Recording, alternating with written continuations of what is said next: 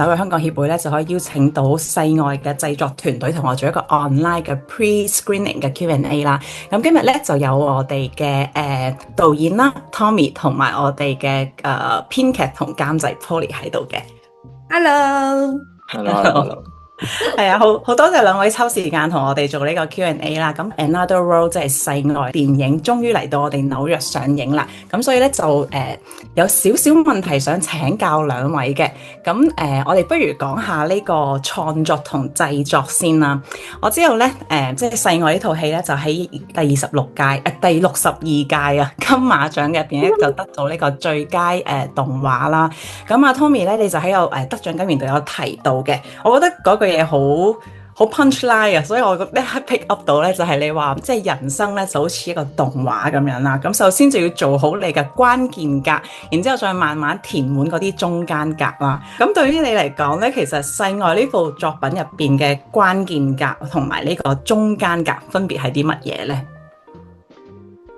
其實我哋如果喺製作電影嘅關鍵格，其實就首先我哋第一個關鍵格就係先完成咗個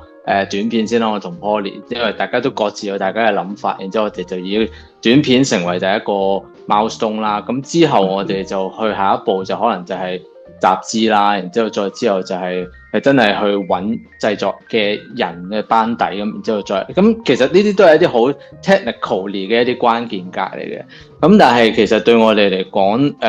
嗰句嘢仲有一句喺後面加埋就係，即係如果有錯就係修正咁樣。咁所以其實成個過程我哋都係set 每一個 milestone 好愉快，好用盡自己嘅心力去走過去。但係若果嗰個過程係有嘢錯咗，未 revise 再嚟過咯。即係呢件事係動畫入面好得意嘅嘢，就係譬如做日本動畫係經常有一個譬如咩作畫修正啊、動畫修正啊、演出修正啊，即係呢啲全部都係一啲不斷累積加上去嘅一啲嘢，去令到嗰個動作更加好睇。咁所以呢一句嗰個大概嘅意思就係連埋呢一種修正喺入面，係咯。嗯哼，Polly有咩要加喺呢一個關鍵格同中間格入邊？我諗關鍵格頭先導演都講得好啱咯，即係我哋每一個 milestone 都係我哋關鍵。我諗中間格真係嗰種唔放棄同埋想殺人，但係又忍住每一日嗰個 struggle 啊，呢個就係個中間格。即係我諗嗰個 emotion 嘅 control 係好重要咯，因為真係個時間好長。好繁瑣，好多細節，即係所以我覺得呢個反而對我嚟講就係個中間格咯，每一日要面對嘅事情。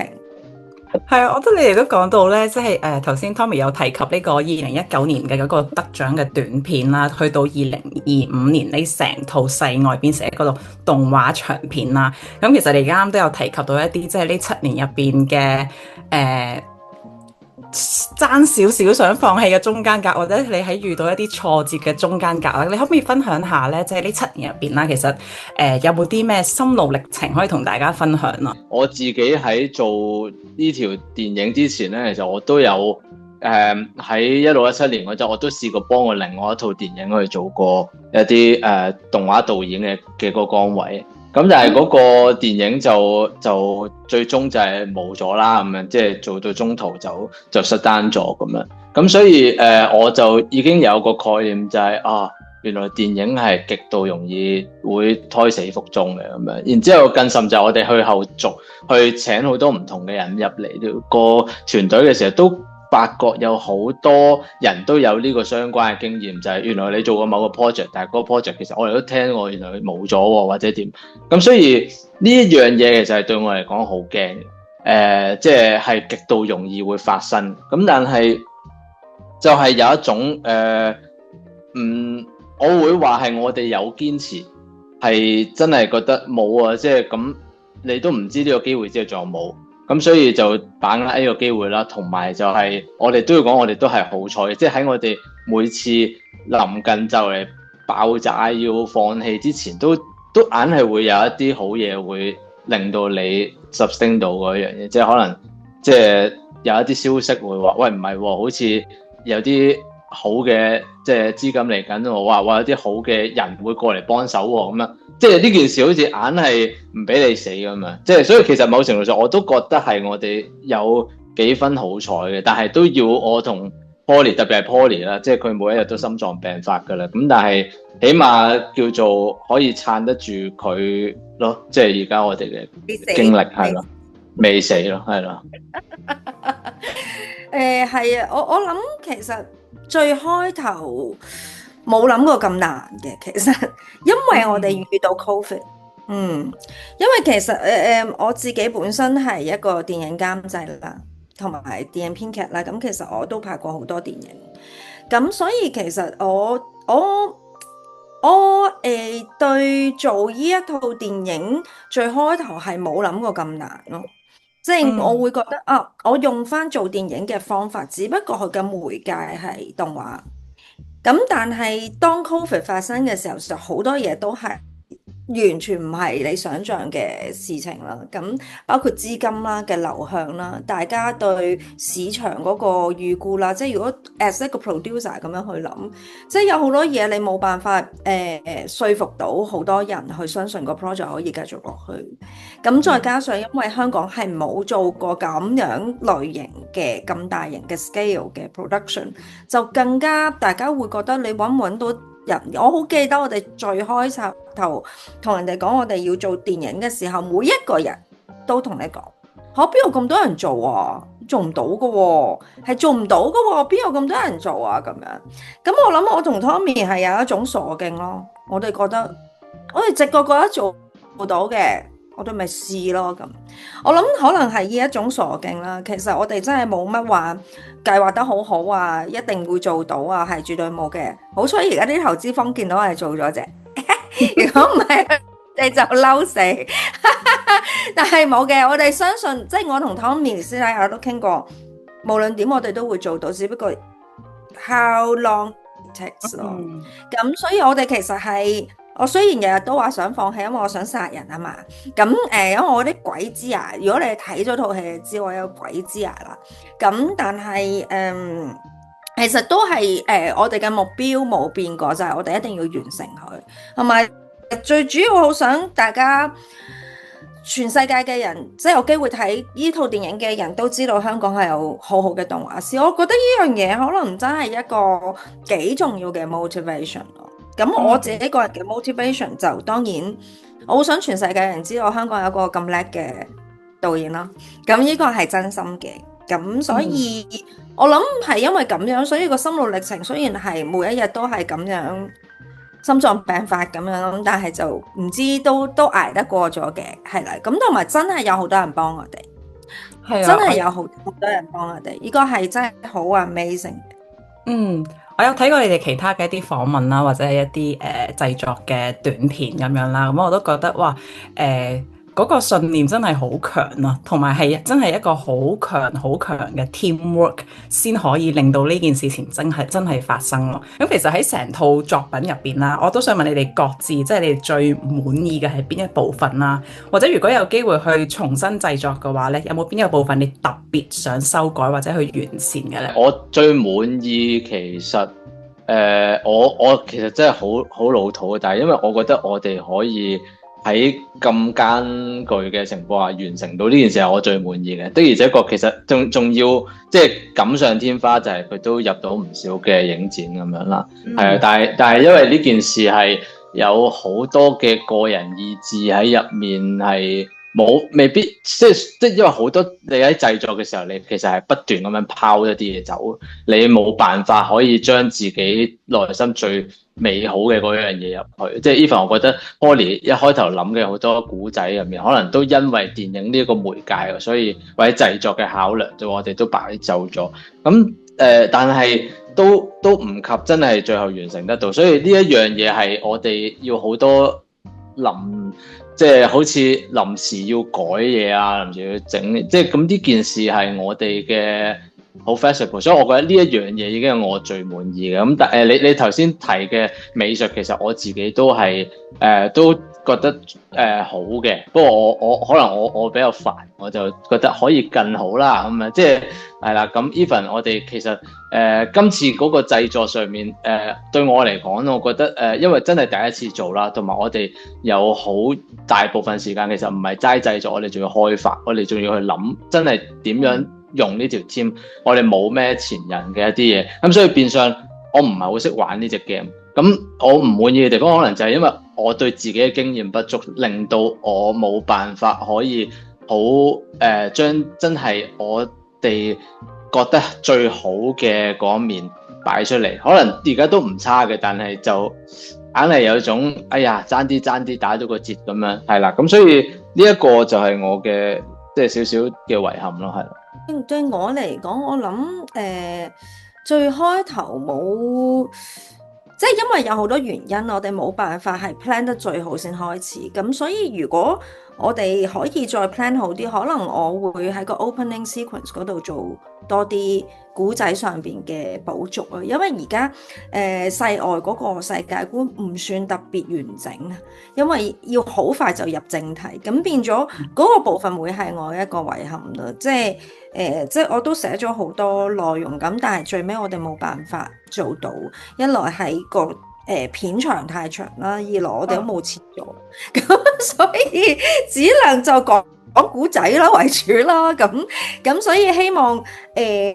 之後有機會我哋再做翻一個再完整嘅世界觀俾我哋啲 fans 睇咯。其實而家咧我覺得好多香港電影都好流行呢個前傳啊，同或者係嗰啲番外篇啊，咁話唔定真係世外嘅成績咁好啦，咁希望你哋都可以盡快美國上畫做得好就好有機會㗎啦。我哋啲觀眾聽到啦係咪啊？好多觀眾都好好奇啦。作為呢一套百幾分鐘嘅動畫喎，咁後邊嘅團隊其實究竟係點樣嘅咧？即係大概可唔可以分享下有幾多個動畫師去參與咗呢個製作啊？或者你哋係點樣去招募呢啲成員啊？跟住佢哋係咪專門為咗呢一套電影而成立咗呢個團隊咧？我哋會用人次去講啦，因為某程度上做嘅過程當中就好少可會係同步地所有人一齊嘅，通常即係可能有人負責做前面啦咁樣，咁但係人次上面起碼都有200-300人噶啦，係啦，咁我哋個主要團隊其實首先設計方面或者真係最 core 嘅動畫 team 啦，即係真係最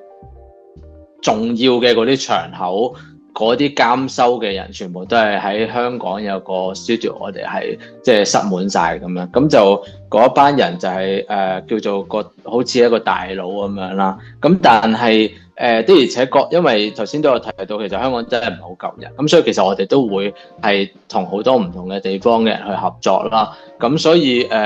亦都係適逢就係因為頭先講有 COVID 嘅時候，咁我哋亦都喺一個大家都習慣咗 home office嘅一個工作環境底下咧，我哋移咗去揾一啲 freelancer， 佢哋因為佢哋本身都已經變咗唔係要固定喺個公司啦嘛，咁所以我哋就咁樣去揾佢哋咯。咁係啊，即係個國家可能即係都係亞洲啊、歐洲嘅都有咁樣咯。咁然之後但係可能得意啲嘅，我想提嘅就係關於我哋嘅設計方面，其實我哋唔係真係淨係揾動畫人去做設計嘅，即係我哋嗰個，譬如我哋入面有一個世外嘅景啦，嗰個離山啦，嗰啲咁樣嘅樹林啊、湖啊，呢啲其實我哋有一個好犀利嘅法國嘅一個攝影師。係啦，但係佢都有動畫嘅知識嘅，係啦，咁啊 Helen，咁佢就幫我哋手去設計呢一樣嘢啦。咁然之後另外，即係譬如我哋喺度人軌嘅設定嚟到，我哋都有揾一啲外面嘅 concept artist， 即係佢可能做開 game 啊咁樣，譬如阿 Guys， 咁佢就一個法國嘅即係設計師，咁我哋又揾佢幫手啦，係啦。咁但係即係咁我哋。當然，我哋都有一啲人，其實譬如我哋有啲設計師，佢係可能喺美國嘅，係啦。咁亦都有啲係喺係咯，即係佢唔係住紐約嘅，不過但係就係咯，我唔記得咗美國邊度啦，係啦。咁係咯，即係所以變相我哋其實嗰個時區咧都係即係24/7咁運轉，係啦，即係你朝早同完香港嗰啲去開完會，夜晚就人哋就起身啦，咁你就要同外國嗰啲朋友仔就要開工啦，咁去溝通。咁所以但係呢一樣嘢都拓闊咗我哋一啲好多嘅諗法，因為我哋就係知道我哋未必一定要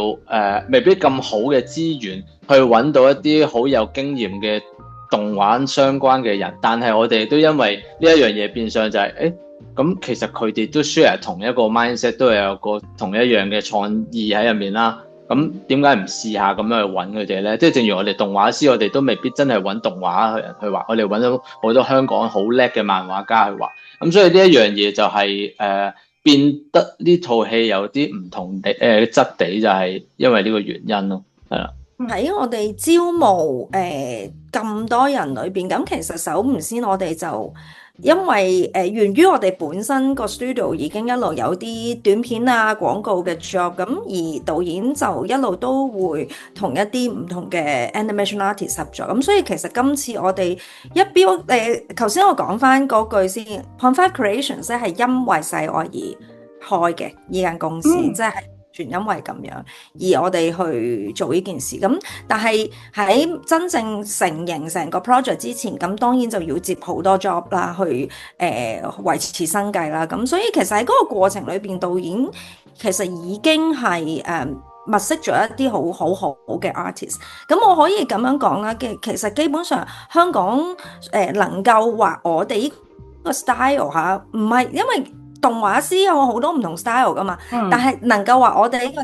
style 嘅動畫師，應該我哋都已經揾過噶啦。咁有一啲即係其實大家都好幫手嘅，即係就算好忙咧，都嚟幫下幾個 shot 都嚟幫手嘅。咁所以其實就融匯咗即係好多香港嘅人嘅心血啦。呢個咁當然我哋有台灣有菲律賓係我哋最 core 嘅 outsource team 嚟嘅。咁雖然話係 outsource， 但係其實佢哋係同我哋好緊密聯繫，同埋一路會聽導演嘅 briefing， 有好多嘅來回嘅一啲 discussion 嘅，佢哋都係非常之優秀嘅 team。當大家唔知道有香港動畫，或者覺得香港動畫係一個好難以實現嘅東西嘅時候，但係你哋兩位都即係用咗好多時間同心機去說服呢一班投資者又好，或者係佢呢一班動畫師都好，一齊投入喺入邊咯。我哋喺揾資金最開頭，我哋係去好多個電影節，我哋參加好多電影嘅 market。咁其實喺嗰度你就會做好多 pitching。可能平均你去一個電影節去之前，我已經要 call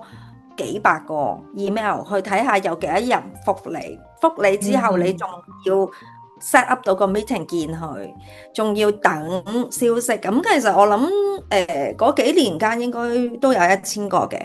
咁但係投資者當然就唔會咁多啦。咁就係幾位投資者啦，最尾真係可以 on board 嘅。咁所以其實係一個好漫長嘅過程，同埋一個 build up個 trust 嘅過程，因為其實大部分外國嘅投資者都係第一句問下香港有動畫嘅咩咁樣，即係你首先要 build up 咗啲人之後香港有動畫，再 build up 香港有動畫師係好嘅，第三就係 Tommy 係做到嘅，我哋團隊係做到嘅，個故仔個 concept 係能夠賣嘅，咁所以係一個好漫長嘅process 咯。咁但係係我哋好好彩嘅，我哋嘅投資者好滿意嘅。其實到而家佢哋都冇乜，其實真係冇乜俾壓力我哋嘅。其實佢哋相信就好足夠。到而家佢哋都非常之滿意我哋嘅成績。咁我都希望即係喺世外有咁好成績之後啦，咁希望你哋將來嘅募資或者將來嘅 pitching 就可以容易好多咯。你哋兩位都擔任一個好重要嘅角色啦，即係有導演啦，跟住有編劇，即係有埋監製咁樣啦。咁喺過往嘅訪問入邊咧 Polly 就講過你真係想放棄過好多次，但係 Tommy 係即係 Polly 你話 Tommy 啦，係從來都冇動搖過，從來冇諗過放棄喎。咁我好想問 Tommy， 即係你呢個堅持同你一份信念，究竟係嚟自邊度咧？然後呢一份信念，呢一份堅持，對於 Polly 嚟講，其實係咪一個推動力啊，定係一個壓力咧？我其實可能一開頭我哋有提過，就係我遇過太多即係唔好嘅一啲即係其他嘅一啲結果啦，即係胎死腹中嘅 project，所以我顯得我哋呢個更加可貴啦。第二就係、可能對我嚟講，我又唔係冇諗過放棄，但係我又覺得即係距離放棄，即係只不過係而家冇錢啫，咁咪賺咯，賺唔到咪暫停之後再開咯，即係可能我會覺得咁總會有啲方法可以完到嘅，只不過係幾時啫。咁嗰啲好多嗰啲大導演乜嘢都好啦，成日都明明話今年出噶嘛，點知隔咗5-6年都 delay 再 delay 咁樣先出咁佢哋都係咁對我嚟講冇咩所謂啦。所以我可能我有呢個傻勁咯，只可以話咁。當然其實都而家諗翻都係，我哋真係好好彩啦，都係嗰句。咁但係我會話 Poly 係已經極度好地喺我哋即係創作嘅嗰一樣都已經好俾自由我哋啦，好保護我哋啦。即係 even 即係我哋喺度喺度講緊工，佢嘅壓力都冇施加於我哋度。咁所以呢一樣嘢，我覺得都要係好 credit 翻 Poly 喺嗰個過程當中，就佢自己嘅即係繼續運轉緊佢嘅嗰個煩惱嘅時候，我哋都可以好安心地喺度創作緊咯。咁所以呢件事我先變得好似好輕鬆咁樣咯，但係個壓力就擺晒佢度啦咁樣。所以你明白點解係我想放棄，唔係佢，因為我冇俾到壓力佢嘛。唔係嘅，我諗第一咧就係、我真係覺得套戲好值得做嘅，即係首先個古仔係我寫，我做得嘅係因為我覺得個古仔係需要被看見。而家呢個世代嗰種充滿仇恨嘅世界，我覺得呢個古仔可能會somehow同好多人嗰個心情有可以互相補足啦嚇。咁第二樣嘢係我真係覺得 Tommy 畫得好靚。即係嗰種靚，你會覺得冇理由啊嘛，即係冇理由咁樣都做唔到啊嘛，即係我又唔信喎，即係我自己做咗咁多套電影，我好清楚電影個 standard， 大家觀眾其實會唔會埋單噶嘛？我覺得只要做到，即係一定會埋單，冇可能嘅咁，所以其實呢樣嘢都係令我覺得雖然我好想放棄啊，即係我想休息啊，我唔想有嗰個 stress 啊，嗰個其實最主要 manage 嘅應該係個 stress 啦。咁但係我會覺得冇理由而家放棄啦，因為我哋嘅第一批投資者俾咗咁大嘅信心我哋，咁冇理由啊，我哋冇理由唔完成佢咯。其實都喺某程度上，我都因為啲投資者真係好放心嘅，冇乜點問過我哋。我哋有俾 report， 但係其實真係好 minimal 嘅嘢，即係我會覺得我唔可以咁樣 disappoint 佢哋咯。對我嚟講係幾方面，即係 disappoint 我哋嘅團隊、我哋嘅投資者，同埋 disappoint 我自己，我唔想。係我即係咁聽，我就會覺得係一個好似係一個 dream team 咁樣咯，即係你雙方之間有好強烈嘅信任啦，對彼此信任，對彼此之間嘅信任啦。咁然之後，同時都好相信個故事，同好相信彼此嘅能力咯。所以我哋都覺得呢個係可能係世外，因此佢可以去到好多影展啊，可以去到好多可以得到好多認可嘅原因之一咯。咁我都想傾翻就係頭先都講到，即係Poly 有 touch 到，即係個世外呢個古仔本身係好好啦，但係其實佢都探討咗好多好 deep 嘅嘢嘅，即係可能係輪迴啊、執念啊、心結啊、遺憾啊，去放下一啲嘢。雖然而家好多動畫都係俾大人睇嘅，小朋友都睇唔明噶啦。咁但係你哋點解當時會選擇去用動畫呢個作為一個媒介去講啲咁深嘅話題咧？咁我講先啦，因為本身我寫咗個故仔之後咧，我係諗住拍嘅，咁但係我用咗好長時間去 casting 小鬼呢個角色，我真係點樣都諗唔到一個合適嘅演員，因為小鬼係一個佢對人性係冇乜 idea，但係佢口裏邊講嘅嘢係其實係真理嚟嘅。但係你揾一個咩演員去講，而觀眾會放下嗰個 bias 個偏見，我覺得呢樣嘢好重要啊！對我嚟講，因為我就係想 deliver 嗰樣嘢，咁所以後來我就諗起金敏導演，因為我好中意金敏導演，都好中意嘅。我覺得金敏導演裏邊嘅佢嘅古仔，佢嘅電影裏面講嘅故事係非常非常深刻嘅人性。咁我就覺得，不如我試下做動畫啦。雖然我冇做過，咁跟住我就睇到 Tommy 嘅作品咯。咁我就覺得，呢個就係我想開始合作嘅即係呢個就係我想做動畫嘅開端。咁所以其實動畫有個好處就係咧，其實動畫係一個冇咁大前設嘅 art form 咯。即係譬如話咧，電影因為好成熟啊，你係驚慄片，你係恐怖片，你係懸疑片，你係 romance， 你係 comedy， 你係 epic historical， 呢啲全部好清晰。做 marketing 嘅時候，你亦都係咁樣包裝，觀眾亦都係咁樣期待入去睇。但係我覺得動畫係有一個非常闊嘅 blurry 嘅 area， 就係啲人入去我睇下先，因為佢就算佢唔中意個古仔，佢中意啲畫又得，佢因為個畫或者因為個 character 畫得好靚好 Q 而愛上咗呢個古仔都得。佢哋可能即係動畫嘅受眾，可能佢個接受程度仲係闊過電影本身。所以喺我最開頭考慮嘅時候，我係因為有一個咁樣嘅諗法而覺得可能因為世外係一個好唔能夠界定嘅genre 嚟嘅，即係佢係 fantasy 得嚟，佢有啲恐怖噶嘛，但佢又唔係真心恐怖，其實佢係 deeply 講緊人性裏邊嘅嘢。咁跟住佢又有少少佛偈咁樣嘅嘢，咁佢咁樣包裝咧，咁我都好明白，因為我做過電影發行，我好明白。如果我拍完呢套戲，我去 sell 俾啲發行公司，佢哋會問你話俾我聽點發。咁所以反而可能做動畫對我嚟講更加有可能性啦，佢嘅 flexibility 高啲。覺得動畫本身係一種係咯，佢係一個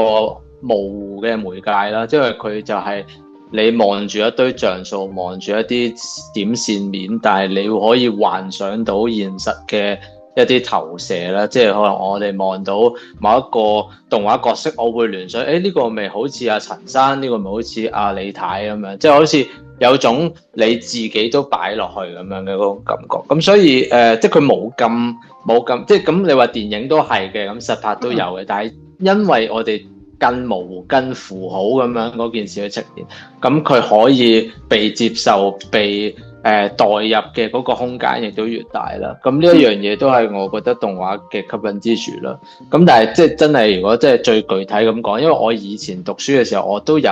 嘗試過去跟拍片啊，去嘗試過去做嗰啲即係真係實拍短片。咁但係我覺得嗰種氛圍其實好正嘅，實拍係好開心嘅，你腎上腺素好高，然之後一班人一齊去玩。咁但係始終我覺得我嘅嗰個 control 嘅嗰個力度，我冇咁大咯。即係如果喺嗰個場口度，我自己會 enjoy 係喺一個畫布上面嘅嗰個創作。咁所以變相有少少我都冇得揀，即係可能我嗰個人嘅嗰個build up 就係一個比較 I 啲啦，中意喺個畫即係個電腦度畫嘢多少少嘅人，多於同一班人去溝通。咁所以呢一樣嘢都係點解揀咗動畫，某程度上都唔係完全係我揀嘅。咁但係我亦都覺得動畫嘅吸引力就係我一開頭所講嗰種模糊嘅藝術咯。係，我同意你哋講嘅，即係有時電影因為可能對演員或者對個導演或者係對會有一個既定嘅印象，就限制咗你去吸收佢嗰個，即係你首先限制咗入場啦，第一，跟住第二就限制咗你對佢想表達嘅嘢嘅吸收咯。我可以理解你哋講嘅呢一樣嘢。咁頭先咧有 touch 到小鬼呢個角色啦。咁其實我發現咧，小鬼佢幾乎係一個佢個面具其實係冇表情㗎嘛，因為佢得一個面具啦。咁但係我自己喺睇個故事嘅時候咧，我覺得個故事嘅發展之中，或者小鬼呢個角色或者佢個演繹係變咗，即係佢個畫畫係變咗，係其實佢情感好豐富嘅喎。但係呢個設計係咪特登咁樣安排有呢個對比啊？定係其實你背後有冇啲咩創作理念，所以令到你希望小鬼戴住個面具？喺我寫劇本嘅時候，我已經諗住佢要戴面具啦。咁即係最主要原因。首先，我本人好中意面具啦，我全屋企都係唔同世界各地唔同嘅面具啦。我成日覺得面具有個好處，面具有一種神秘感啊，即係我想啲人 pay attention 啊，喺佢講嘅説話度，而唔因為呢一個係一個僆仔，點解你咁講啊？或者呢個人係一個白人，點解你咁講啊？呢個係黑人，點解你咁講？我想佢模糊咗佢嗰個面孔，但係大家聽佢説話咯。咁所以最開頭就係因為咁樣，而我想同導演講，想係一個有面具嘅小朋友。咁點解係小朋友咁得意啦，容易啲接受啦，冇咁多 bias 咯。其實最主要我好多時都係覺得要將觀眾對角色嘅一啲偏見掹走係好重要。如果唔係好難 enjoy 個故仔。咁同埋我哋覺得始終面具係有去 establish 咗一種恐怖感覺喺嗰個角色嘅，但係亦都帶住可愛。先講就係因為我哋喺設計小鬼嘅角色，就係我哋希望佢係一個靈手，佢係一個關於死後世界嘅一個使者咁樣。咁我哋都想佢睇落去係有種恐怖少少啊，有種死亡氣息啊咁樣。咁就所以譬如有啲好似骷髏骨頭嘅形態會喺個面具度出現。咁但係同時佢好可愛，就係呢個佢嗰啲行為嗰啲，即係所以呢個反差都係我哋去 build up 佢個 character 嘅一樣嘢咯。咁另外就係咁，其實面具都有一種我自己去諗就係佢都有一種好似因為如果你見到面孔，你會覺得我睇到佢嘅性格，我知道佢係一個點樣嘅人，係啦。咁就變得好人性喺個樣度，但係咁因為呢個故事就係講緊佢學習人性啊嘛，咁所以佢某程度上就係佢遮住你唔知佢其實入面係發生咩事，可能即係佢有啲好低能嘅動作，你會見到啦，咁係佢都即係穿崩啦，但係個問題係咁，起碼佢大部分時間你都係佢唔講嘢，你唔知佢做咩，係啦，咁所以呢一樣嘢都係對於個古仔嚟講有一種慢慢遞進咯，同埋咁如果睇落去咁，佢都有成長嘅，即係佢會越嚟越有一個變化喺度，咁所以呢一樣嘢都係觀眾可以係咯喺入面睇得到嘅嘢。我同意，我喺睇套戲嘅時候，我都有覺得小鬼係慢慢喺佢同小妹嘅相處入邊啦，佢慢慢都學識咗好多嘢咯。咁我覺得作為一個觀眾，我自己都覺得OK 喺佢身上學到有唔少嘅東西咁樣咯。我記得團隊有講過，即係關於2D 同 3D 動畫之間嘅取捨啦。咁可唔可以分享下呢兩方面嘅特色？我哋自己係啦，你譬如你知道就係有 2D 就係吉卜力，即係宮崎駿。係啦，佢就係手繪逐張畫，然之後咧，以往嗰個傳統工藝就係喺張膠片上面畫完之後咧，就畫幾張咁樣，然之後上色之後搭埋，就上面有個相機就影，然之後就會變做有人啦，有景啦，咁啊可能有兩個人咁樣，咁然之後咧就掹走佢第二張再擺落去再影咁樣，咁然之後最後播埋一齊佢就識喐啦咁樣，咁呢個咧呢一個技術叫賽魯魯啦，或者叫 cell animation。咁我哋其實就係喺呢一個做個根底，就係我哋以手繪逐張畫為嗰個根底。但係因為去到90年代初已經開始發展緊有即係 3D animation 啦，咁即係可能 Pixar 嘅 Toy Story 就係一個即係比較即係最 significant 嘅一個改變啦，係啦，咁佢其實就係真係可能喺個電腦入面，我哋起咗一個叫 model， 你當整咗個泥膠公仔喺入面整喐佢，然之後我哋再喺入面叫做 render 咁樣就整佢成咗動作。咁其實嗰個做法係好唔同嘅，即係一個係比較計算式，即係 generate 咗一個形態啦 3D， 但係動畫就係一啲點線面嘅一個，好似一個欺騙你眼睛嘅一樣嘢，你以為佢好似近咗遠咗咁，但係都係一啲點線面嘅分別，係啦。咁但係我哋因為前者其實畫嘅嘢係麻煩嘅，即係佢要逐格畫係好花時間嘅。3D 都好花時間去 build model， 但係個問題就係，如果我哋喺有一啲場景，我哋想做好精彩嘅戰鬥，我哋想做一啲比較多仔細嘅一啲detail 喺個角色身上面，咁前者 2D 就可能變得有啲棘住啦，咁我哋所以就揀咗 3D 去做啦。咁佢就會令到你可以喺鏡頭嘅運用上面啦，你可以做多好多嘗試啦，即係我哋會可以即係真係試，喂，不過個 cam 遊走幾個方向，然之後最後先揀啦，佢個動作可以微調多啲啦，係啦。咁所以我哋都會喺入面會用到一啲 3D 嘅技術去做一啲比較精彩嘅戰鬥場面咁樣啦。咁但係 2D 方面，咁我哋仍然希望保持嗰種真係手繪嘅嗰種 human touch 嘅感覺喺度，係啦。咁所以我哋就會希望 3D 反而係扮 2D 嗰種感覺去 render 出嚟啦，係啦。所以呢個 technique 其實係咁樣去處理咯，係啦。可唔可以俾個概念啊？即係可能1秒鐘嘅畫面，你大概要畫幾多張手繪先可以形成？一秒有通常係12或者8格咯。咁啊 standard 嘅工業就係呢一個咯。咁你睇嘅電影可能即係正常嘅電影院睇咧，大部分都係1秒24格，係啦。咁就好 smooth 咁樣播啦。咁但係動畫亦都因為佢製作考量，佢如果畫足24格嗰個份量就好多啦。咁所以都會慣咗就係1秒8格，其實已經呃到你隻眼啦咁樣咯。12格又更加精緻啦，咁係啦。咁所以我哋都係以呢兩樣嘢。咁但係我哋其實可以 3D 係可以 gen 到24嘅，但係我哋都唔會咁做，因為就係你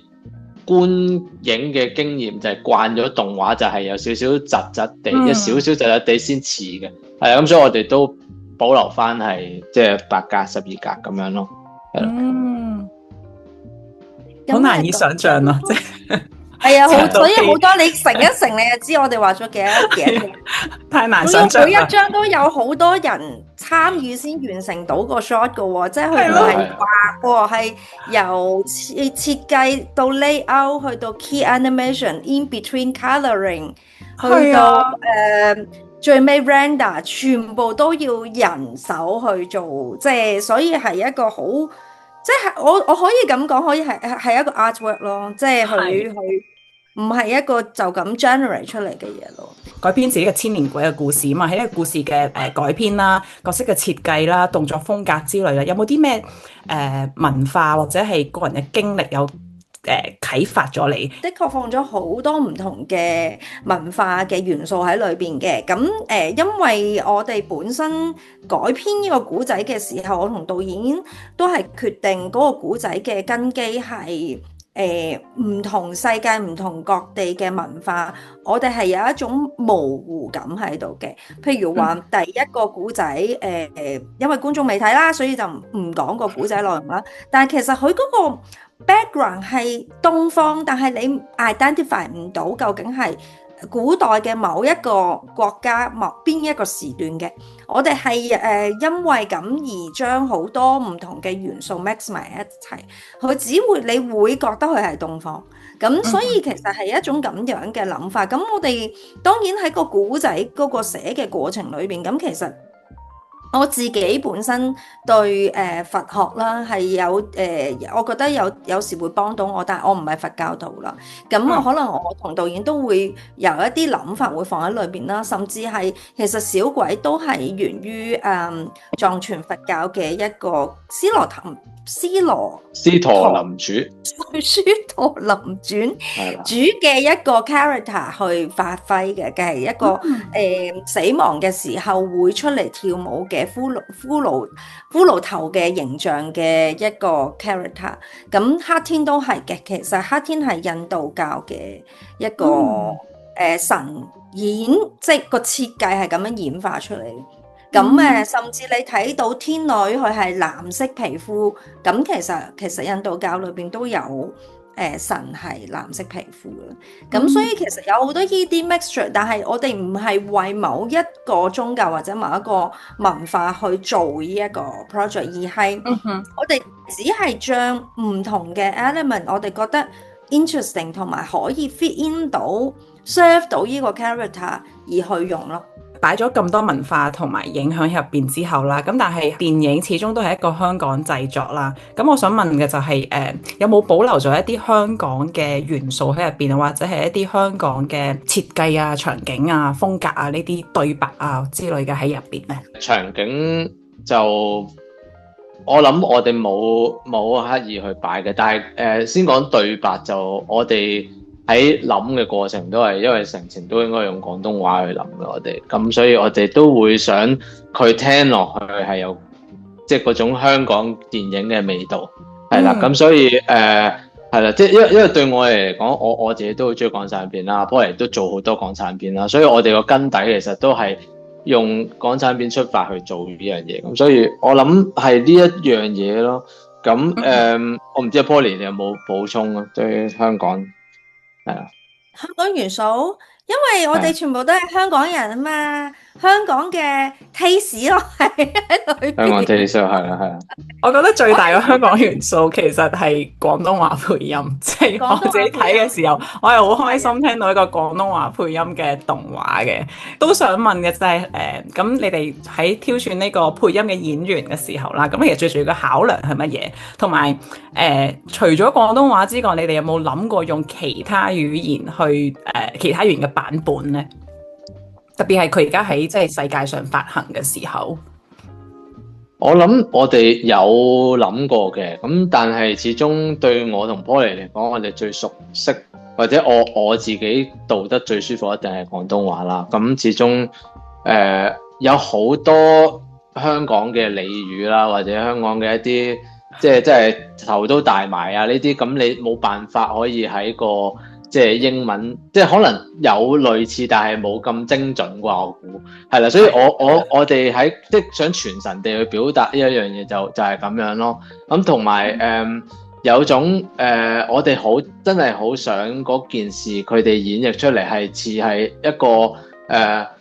實拍嘅真人香港電影，而嗰件事唔會。我哋唔會特別去 exaggerate 嗰種好動畫嘅感覺，我哋反而係想你聽出嚟嘅時候啊，佢都帶幾分一啲即係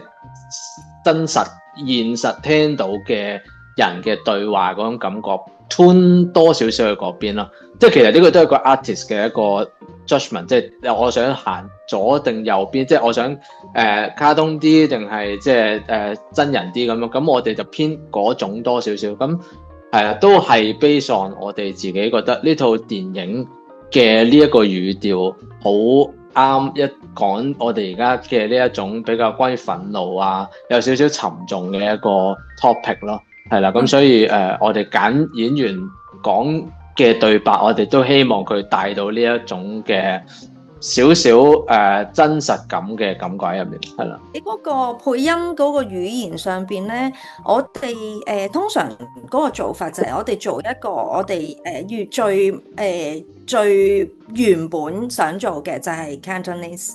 咁其實我哋都 open for 每一個發行商去喺唔同嘅 territories， 如果佢哋想做佢哋當地嘅語言都係 open 嘅，都係我哋都會 welcome 嘅。不過咧就而家咧似乎因為套戲咧係一個 adult animation， 而其實好多 adult 嘅 animation fans 咧，佢哋會介意聽配音，佢哋想聽原音，同埋佢哋唔介意，因為其實佢哋睇慣日文，佢哋都唔識日文噶啦，係咪？所以其實佢哋都睇慣嗰啲subtitle係 OK 嘅，同埋佢哋係欣賞個畫面啦，即係有時動畫嗰種表現能力咧，就算你睇唔晒個對白，你都會知道佢講咩。咁所以我哋就我哋其實係有其他語言嘅，不過而家唔能夠公開住啦，遲啲上畫嘅時候你哋就會知噶啦，係一啲好我哋都 expect 唔到嘅語言嚟嘅，係啦，咁但係就開心嘅，咁但係都係嗰句啦，費事講咗出嚟一陣間冇上到咁搞笑，好難講，樣嘢都唔敢講得好實際，係啦，咁但係好值得期待，係啊，好開心喺美國係上原音咯，其實我都覺得係一個好開心嘅事情。我自己都覺得好開心，可以喺美國嘅戲院聽到廣東話，呢個係我覺得係所有我覺得喺海外嘅香港人啦，都會覺得好 appreciate 嘅一樣嘢咯。即係無論係香港嘅動畫又好，香港電影都好，我哋都真係好難得可以喺戲院度聽到廣東話咁樣咯。世外呢套戲咧，即將就喺今個禮拜6月5號就會喺美國北美上映啦。如果你兩位真係要用一句説話、一個諗法送俾我哋啲觀眾嘅話，你會希望大家係入場前或者佢睇完電影之後有啲咩感受或者啟發咧，或者咩期待都得，即係佢哋應該期待啲乜嘢入場前又得。我覺得你哋可以期待就係呢一部電影係一個都幾長嘅一個旅程嚟嘅，係啦，咁啊俾少少耐性，你哋會有好多嘅得着，同埋真係你會睇到香港有好多好叻嘅人。佢哋俾咗佢哋嘅200% 嘅能力喺度，你哋就會睇到一個好靚嘅 art piece 咁樣。咁放我諗首先希望觀眾抱住好奇心入去睇啦。只要你有好奇心，你應該會得到好多唔同嘅啟發啦。咁其中一個我覺得最主要嘅係希望大家無論喺幾艱難嘅日子裏邊，或者覺得世界有幾咁令人絕望嘅時候，都唔好忘記自己係善良㗎咯。呢個係我最想講嘅。好 touching 啊！我成日都係咁講嘅，唔係，不過係真心，真係好 touching。因為我自己睇完第一次嘅時候，我都有好多感受啦。咁我都好期待再喺美國嘅戲院嗰度可以睇多次，跟住小鬼嘅旅程去學識唔同嘅嘢。我個希望係啊。咁今日就好多謝你兩位同我哋一個咁有深度嘅 Q&A 啦。咁希望你哋將來會帶更加多嘅作品嚟到美國啦，嚟到紐約啦，期待更加多嘅香港作品喺紐約上映。多謝晒 ，Thank you， Michelle， Thank you。Thank you。